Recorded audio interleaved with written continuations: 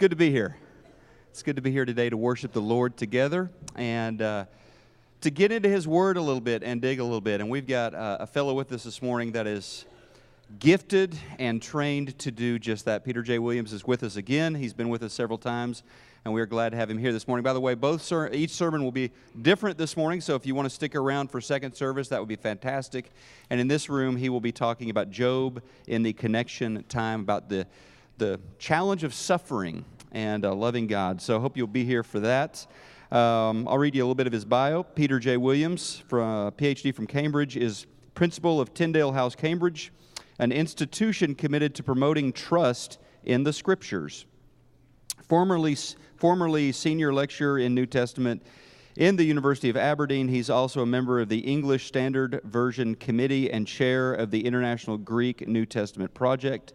Blissfully married for 21 years to Catherine. They have a daughter, Magdalena, and a son, Leo. The family is regularly involved in United Beach missions in France and Belgium. Sounds really interesting. Peter and I have known each other for a little while, and it's been nice getting to share thoughts and exchange ideas with him. A few years back, I was at ACU for the summit, and Peter was there as well, and I was getting ready to deliver my talk there and walk into Moody Coliseum in front of a lot of people, and we were just chatting out there in kind of the corridor around, and he said those three words to me that only a true friend says in a special moment: zip your fly. And true story. And I am eternally grateful that I didn't stand up in front of 2,500 people with my fly unzipped. So we're going to spare his voice, so I will be reading the passage this morning. It is 1 Samuel chapter 17. It is one of the greatest stories in all of the Bible. Now the Philistines gathered their armies for battle, and they were gathered at Soko, which belongs to Judah, and encamped between Soko and Azekah and Ephes-dammim. And Saul and the men of Israel were gathered and encamped in the valley of Elah, and drew up in line of battle against the Philistines. And the Philistines stood on the mountain on the other side, and Israel stood on the mountain on the other side, with a valley in between them. And there came out from the camp of the Philistines a champion named Goliath of Gath, whose height was 6 cubits and a span. He had a helmet of bronze on his head. He was armed with a coat of mail, and the weight of the coat was 5,000 shekels of bronze. He had bronze armor on his legs and a javelin of bronze slung between his shoulders. The shaft of his spear was like a weaver's beam, and his spear's head weighed 600 shekels of iron. His shield bearer went before him.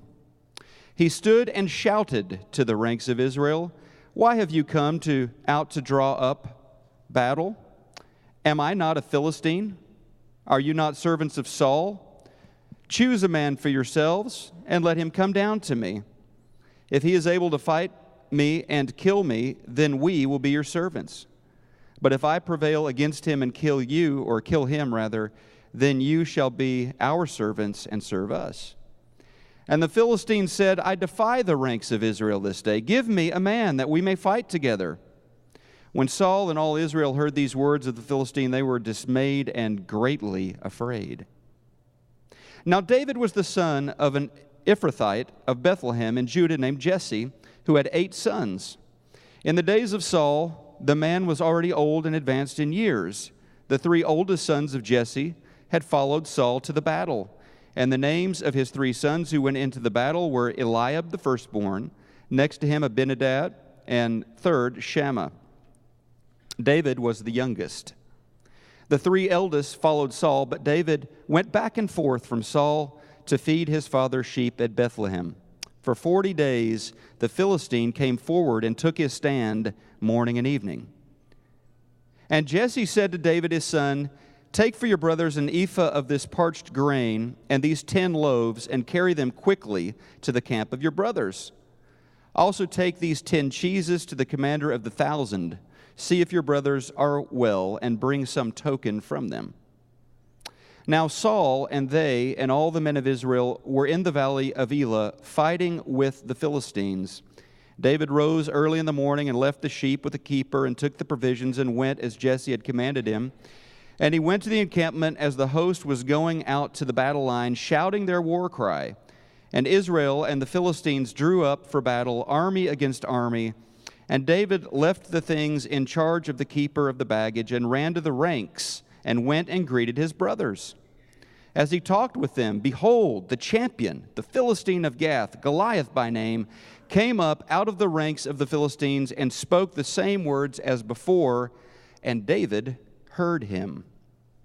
All the men of Israel, when they saw the man, fled from him and were much afraid. And the men of Israel said, Have you seen this man who has come up? Surely he has come up to defy Israel. And the king will enrich the man who kills him with great riches and will give him his daughter and make his father's house free in Israel.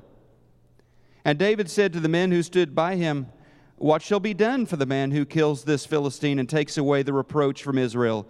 For who is this uncircumcised Philistine that he should defy the armies of the living God? And the people answered him in the same way, So shall it be done to the man who kills him.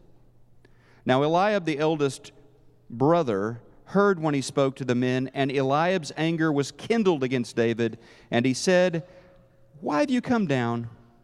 And with whom have you left those few sheep in the wilderness? I know your presumption and the evil of your heart, for you have come down to see the battle. And David said, What have I done now? Was it not but a word? And he turned away from him toward another and spoke in the same way. And the people answered him again as before. When the words that David spoke were heard, they repeated them before Saul, and he sent for him. And David said to Saul, Let no man's heart fail because of him. Your servant will go and fight with this Philistine. And Saul said to David, You're not able to go against the Philistine to fight with him, for you are but a youth, and he has been a man of war from his youth. But David said to Saul, Your servant used to keep sheep for his father. And when there came a lion or a bear and took a lamb from the flock, I went after him and struck him and delivered it out of his mouth. And if he arose against me, I caught him by his beard and struck him and killed him. Your servant has struck down both lions and bears, and this uncircumcised Philistine shall be like one of them, for he has defied the armies of the living God. And David said, The Lord who delivered me from the paw of the lion and the paw of the bear will deliver me from the hand of this Philistine. And Saul said to David, Go, and the Lord be with you. Then Saul clothed David with his armor. He put a helmet of bronze on his head, clothed him with a coat of mail, and David strapped his sword over his armor. And he tried to go in vain, for he had not tested them. Then David said to Saul, I cannot go with these, for I have not tested them. So David put them off. Then he took his staff in his hand and chose 5 smooth stones from the brook, put them in his shepherd's pouch. His sling was in his hand, and he approached the Philistine. And the Philistine moved forward and came near to David with his shield-bearer in front of him. And when the Philistine looked and saw David, he disdained him, for he was but a youth, ruddy and handsome in appearance. And the Philistine said to David, Am I a dog that you come to me with sticks? And the Philistine cursed David by his gods. The Philistine said to David, Come to me, and I will give your flesh to the birds of the air and the beasts of the field. Then David said to the Philistine, You come to me with a sword and with a spear and with a javelin, but I come to you in the name of the Lord of hosts, the God of the armies of Israel, whom you have defied. This day the Lord will deliver you into my hand. I will strike you down and cut off your head. I will give the dead bodies of the host of the Philistines this day to the birds of the air and to the wild beasts of the earth, that all the earth may know that there is a God in Israel, and that all this assembly may know that the Lord saves, not with the sword and spear, for the battle is the Lord's, and he will give you into our hand. When the Philistine arose and came and drew near to meet David, David ran quickly toward the battle line to meet the Philistine. David put his hand in his bag and took out a stone and slung it and struck the Philistine on his forehead. The stone sank into his forehead, and he fell on his face to the ground. So David prevailed over the Philistine with a sling and a stone and struck the Philistine and killed him. There was no sword in the hand of David. Then David ran and stood over the Philistine and took his sword and drew it out of its sheath and killed him and cut off his head with it. When the Philistines saw that their champion was dead, they fled, and the men of Israel and Judah rose with a shout and pursued the Philistines as far as Gath and the gates of Ekron. So the wounded Philistines fell on the way from Shaaraim as far as Gath and Ekron, and the people of Israel came back from chasing the Philistines, and they plundered their camp. And David took the head of the Philistine and brought it to Jerusalem, and he put his armor in his tent. As soon as Saul saw David go out against the Philistine, he said to Abner, the commander of the army, "Abner, whose son is this youth?" And Abner said, "As your soul lives, O king, I do not know." And the king said, "Inquire whose son the boy is." And as soon as David returned from the striking down of the Philistine, Abner took him, brought him before Saul with the head of the Philistine in his hand. And Saul said to him, "Whose son are you, young man?" And David answered, "I am the son of your servant Jesse, the Bethlehemite." Well, good morning. With you. Thank you, everyone, for having me here. Thank you, Gordon, for having me here and for reading that. My voice isn't that strong, and so I'm really glad that he did that. It's an amazing passage, and I'm very happy if it just stays up on the screen and that you switch your Bibles on, or if you've got a paper copy, you know, the one that they used to have, you know, these hard copies. My microphone needs to move a bit. No, you and your little ears. My little ears. I told them about my little ears, that everything moves on that. I can always use this one, you know. You can. We'll fix this, though. I'm just happy to take this. You're better. Okay. So do turn in your Bibles. We're going to look at this passage. Now, think of the situation. For years, Israel has had judges. And then they have a king. And the very first king they choose is tall Saul. And then we have some enemies that attack. They're called in my language Philistines, in your language Philistines. And if I talk in my language, I hope you still understand. And they come into a part of Judah, the people of God, into a part of the tribe that belongs to David's tribe. And they're there, and there's a battle. And it seems that there are two hills, and there's a valley in between. And the Philistines send out their champion, Goliath. And he is scary. And he has got three sorts of defensive armor. He's got greaves protecting his shins. He's got a helmet, and he's also got this chain mail, which is really flexible. And so he's well protected in three ways. He's also got three weapons to attack with. That is, he has a sword, which we learn about at the end. Just make sure you're turned on now. Am I turned on? Okay. He has a sword, and he also has his spear. And it says that the shaft of his spear is like a weaver's beam. What this seems to mean is that you sometimes see on Greek vases that there's a guy with a javelin, and there's some string around the base of that, and they have a loop, so that they can actually cast the javelin, and they can cast it more accurately. They can even retrieve it. So he's able to get you at a good distance, and that has an iron head weighing about 15 pounds. So that will knock you to the floor, and it will go through any armor that you have. Most people at that time are wearing bronze. That's what he's wearing. But the iron is the extra hard metal, which is going to go through your armor. Oh, and just for luck, he's also got a spare weapon, the javelin, on his back. 3 defensive weapons, 3 offensive weapons, and the guy is really tall. 9'6", 9'9". I mean, he's pretty big, okay? And he's got lots of experience. And so when people see him, they're incredibly scared.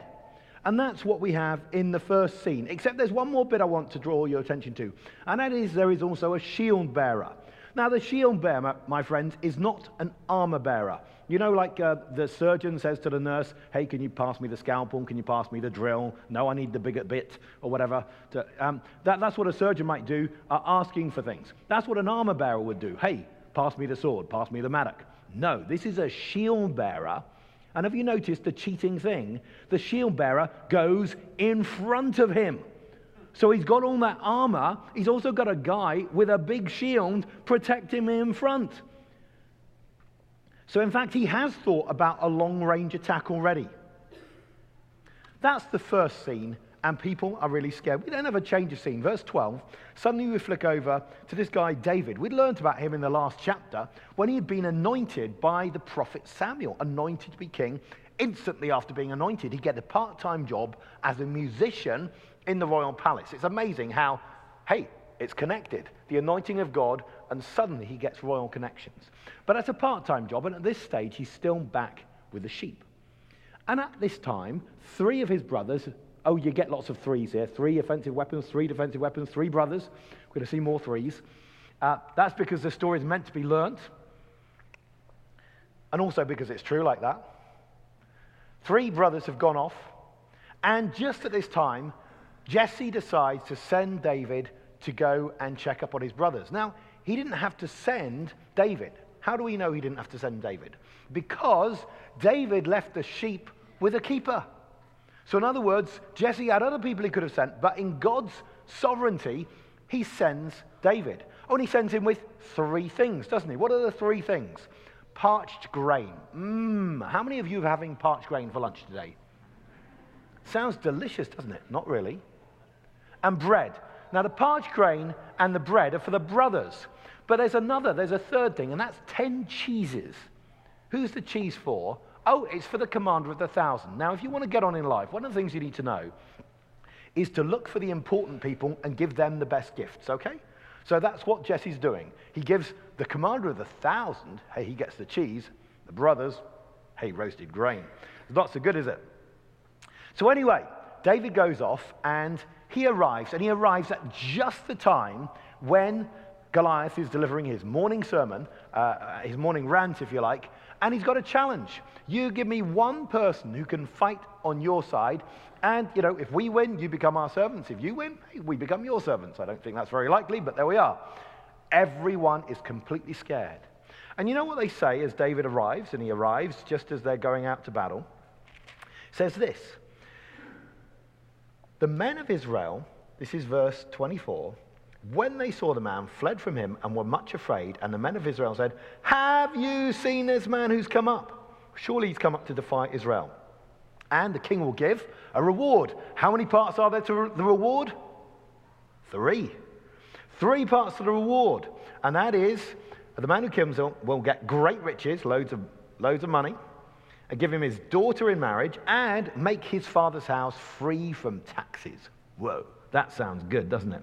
And David hears about this, and he asks another person, what's the reward? And in fact, he asks 3 times, what's the reward? Anyway, after the second time, his oldest brother, Eliab, gets to hear about this, and he is really angry. And this is what Eliab says to him. Verse 28, Eliab, his eldest brother, when he heard this, he spoke to the men. Eliab's anger was kindled against David, and he said, why have you come down? And with whom have you left those few sheep? Now, we actually know the answer to that. With whom did he leave the few sheep? Hey, he left them with a keeper. But he's got a difficult line to tread, really, Eliab, because he's got to play down his brother's role, those few sheep, but at the same time make it sound like the few sheep actually matter. So it's quite difficult when you're trying to sneer at someone like that. And he said, I know the presumption and the evil of your heart, for you've come down to see the battle. Hey, Eliab, what have you been doing the last few days? And how much fighting have you actually been doing? But anyway, and David said, what have I done now? Was it not but a word? Isn't it interesting that Eliab says, I know your heart? What do we know about Eliab's heart? Actually, the Bible tells us about Eliab's heart. Turn back to the chapter before, 1 Samuel chapter 16. 1 Samuel chapter 16, it goes like this. God sends Samuel to go and anoint one of Jesse's sons. And Eliab's the firstborn. He looks really impressive. And Samuel thinks, wow, he'll make a good king. And God says this, do not look on his appearance or on the height of his stature. He's a tall guy. Because I've rejected him, for the Lord sees not as man sees. Man looks on the outward appearance, but the Lord looks on the heart. So in other words, the Bible tells us something about Eliab's heart.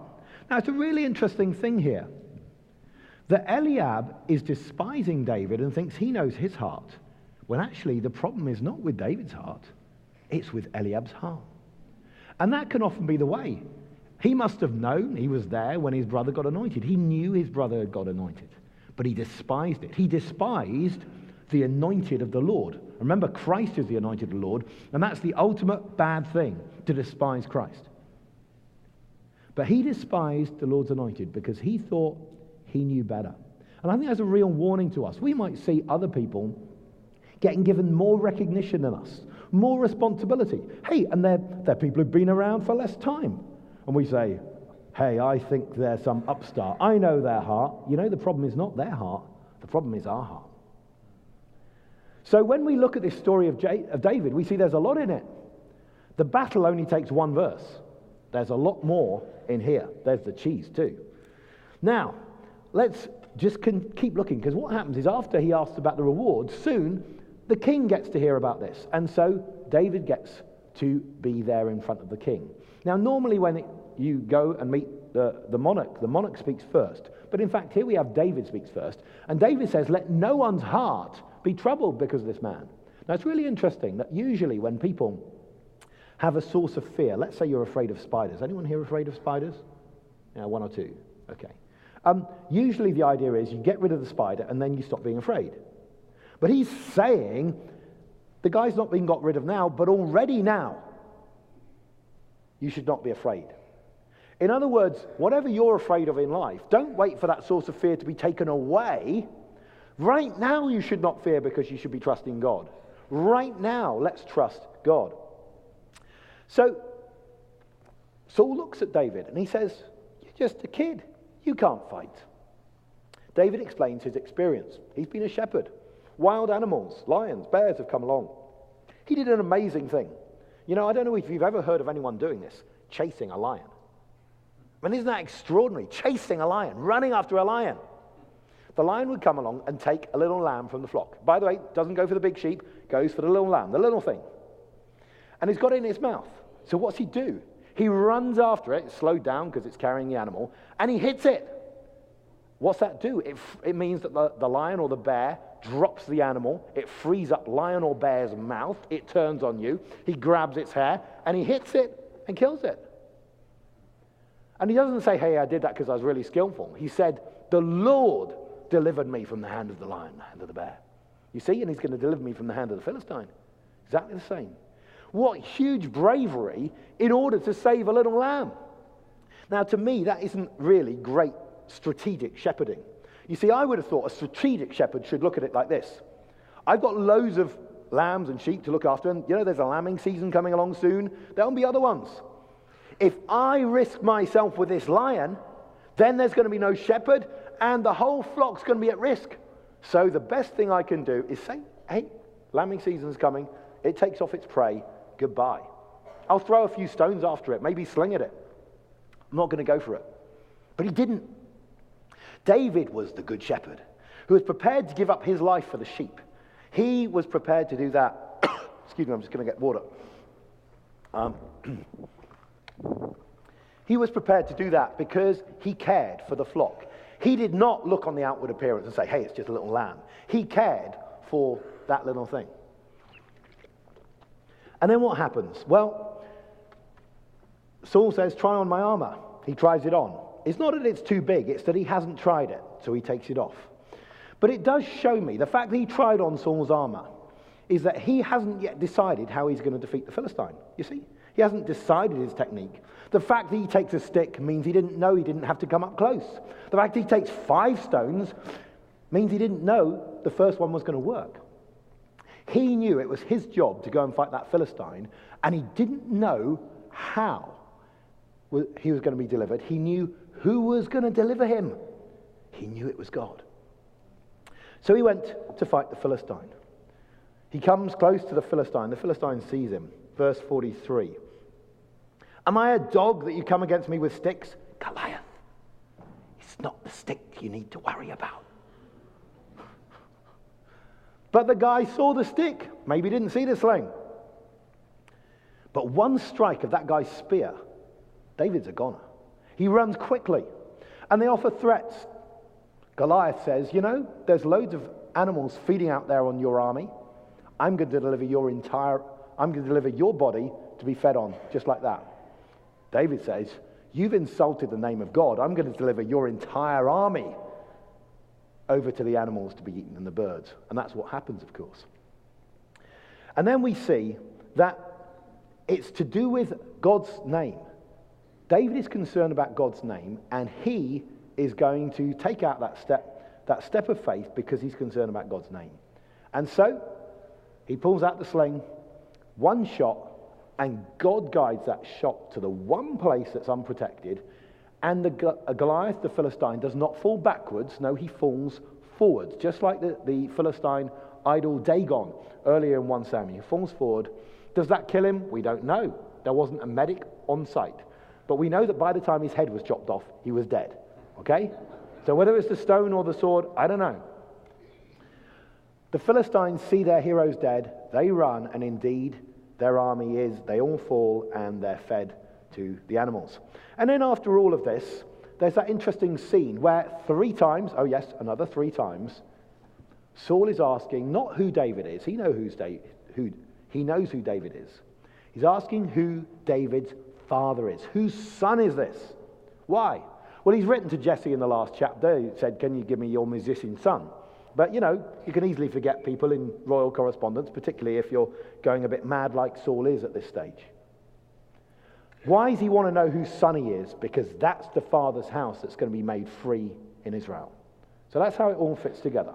So that's the quick whiz through the story. What can we draw from it? I want to draw 3 lessons. Lesson number 1. God is concerned about his name.